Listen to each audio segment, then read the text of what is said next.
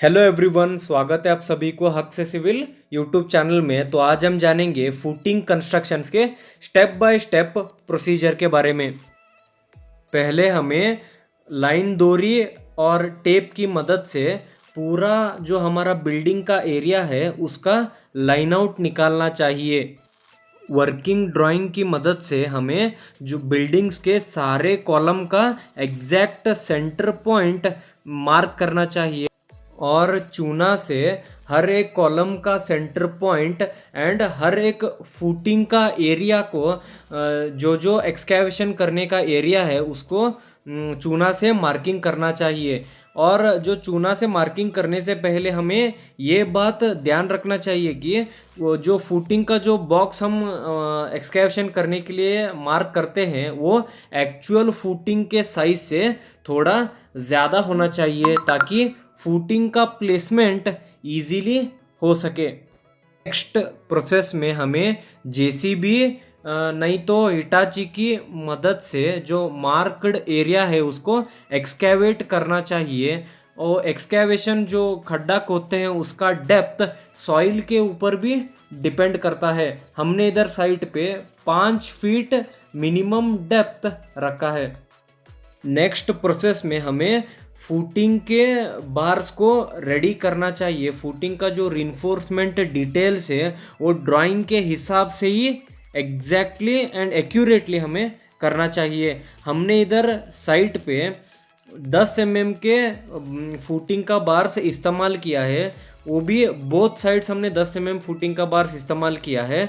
और जो बीच में स्पेसिंग है ईच बार का हमने 6 इंच तक का रखा है। 6 इंच यानी कि 150 mm हम स्पेसिंग हमने रखा है। नेक्स्ट प्रोसेस में हमें ड्राइंग के हिसाब से कॉलम बार्स का कटिंग और कॉलम बार्स को बांधने का प्रोसेस स्टार्ट कर देना चाहिए।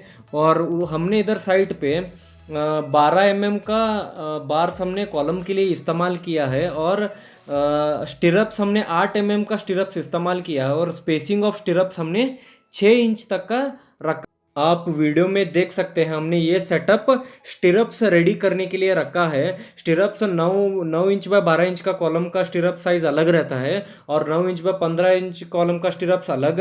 वैसे ही डिफरेंट कॉलम्स के लिए डिफरेंट साइजेस ऑफ स्टिरप्स हमने इसी सेटअप पे करना चाहिए।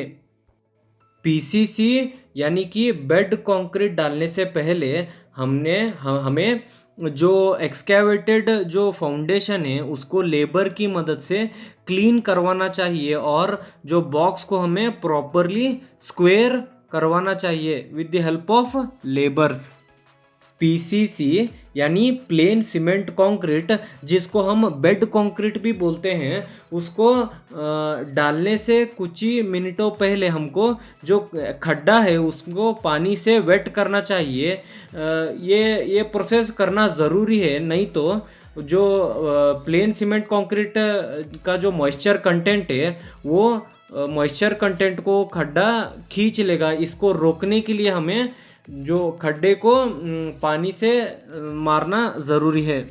नेक्स्ट जो प्रोसेस है वो बेड कंक्रीट का प्रोसेस है। हमने इधर साइड पे पीसीसी का यानी बेड कंक्रीट का रेशियो 1:4:8 रखा है।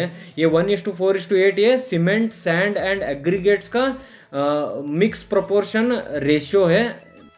ऐसे ही हमें बेड कंक्रीट सारे फुटिंग के लिए डालना चाहिए। बेड कंक्रीट होने के बाद हमें पूरा बिल्डिंग का लाइन आउट फिर एक बार से निकालना पड़ेगा, क्योंकि वो कॉलम का जो सेंटर पॉइंट जो पोजीशन है वो बेड कंक्रीट के ऊपर मार्क करने के लिए, यानी कि कॉलम का जो सेंटर पॉइंट है उसका इम्प्रेशन हमें बेड कंक्रीट के ऊपर लेने के लिए लाइन आउट और एक बार करना ज़रूरी पड़ता है।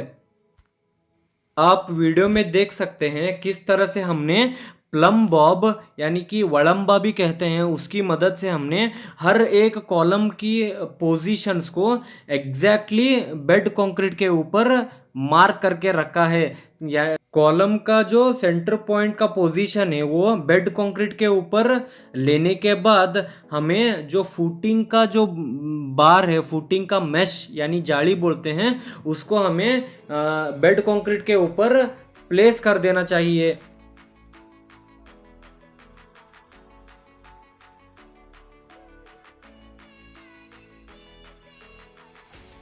आप वीडियो में देख सकते हैं किस तरह से हमने टाइल्स के जो कट पीसेस है वो हमने फुटिंग का जो मैश है उसके नीचे रख रहे हैं, जो फुटिंग के लिए 2 इंच का कवरिंग नेसेसरी है, इसलिए हमने 2 इंच थिकनेस का कवरिंग जो टाइल का कट पीसेस है हमें फुटिंग के अंदर रखना चाहिए।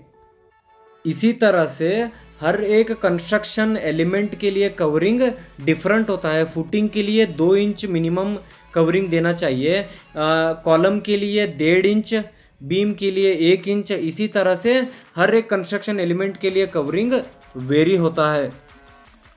फुटिंग को कवरिंग मटेरियल प्रोवाइड करने के बाद हमें जो कॉलम का जो रिइंफोर्समेंट है उसको फुटिंग के ऊपर रखना चाहिए। फुटिंग के ऊपर रखने से पहले हमें ये बात ध्यान रखना चाहिए कि जो ये कॉलम है जो एग्जैक्टली वो मार्क्ड पोजीशन के ऊपर ही बैठना चाहिए। 1 इंच का भी फर्क उधर इधर नहीं होना चाहिए। ये एक्यूरेटली हमको वो मार्क्ड पोजीशंस के ऊपर कॉलम का प्लेसमेंट करना चाहिए। एग्जैक्टली मार्क्ड पोजीशंस के ऊपर कॉलम को रखने के बाद हमको बाइंडिंग वायर से जो कॉलम के बार से उसको फुटिंग के मेश को बांधना चाहिए। कॉलम का वर्टिकल अलाइनमेंट एग्जैक्टली वर्टिकल है या चेक करने के लिए प्लम बॉब इस्तेमाल किया जाता है। प्लम बॉब की मदद से हमें कॉलम का वर्टिकल अलाइनमेंट एग्जैक्टली वर्टिकल वे में रखना चाहिए। और बाम्बू जो कॉलम को सपोर्ट करने के लिए, बाम्बू यानी जॉकी इंस्ट्रूमेंट से हमें कॉलम को साइड सपोर्ट देना चाहिए। उसके बाद हमको जो फुटिंग का कंक्रीट भरने के लिए साइड को सेंटरिंग मटेरियल्स सभी डालना चाहिए। जो सेंटरिंग के जो प्लाईवुड्स है उसको प्रॉपरली प्लेस करना चाहिए और सपोर्ट देना चाहिए। और फुटिंग का कंक्रीट का डेप्थ कितना चाहिए उतना इधर दे सकते हैं। हमने साइड पे 1 फीट का यानी 12 इंच डेप्थ का फुटिंग का कंक्रीट डाला है। वो जो 12 इंच वो फुटिंग का डेप्थ है वो प्लाईवुड के ऊपर मार्क करना चाहिए। और हमने इधर साइड पे M20 ग्रेड का कंक्रीट फुटिंग के लिए इस्तेमाल किया है, जिसका रेशियो 1:1.5:3 रहता है। कंक्रीटिंग प्रोसेस होते वक्त हमको एक बात ध्यान में रखना चाहिए कि हमें वाइब्रेटर मशीन की मदद से हमें कंक्रीट को वाइब्रेट करके कॉम्पैक्ट करना चाहिए। हनीकॉम्ब जैसे फॉर्मेशंस को प्रिवेंट करने के लिए कॉम्पैक्शन एक बहुत ही इम्पोर्टेंट प्रोसेस है कंक्रीटिंग का। चलिए दोस्तों, आज के लिए सिर्फ इतना ही। अगर वीडियो पसंद आए तो वीडियो को लाइक ज़रूर कीजिएगा और इसी तरह से मोर साइट रिलेटेड इंफॉर्मेटिव वीडियोस के लिए चैनल को सब्सक्राइब ज़रूर कीजिएगा। हक से सिविल, जय हिंद।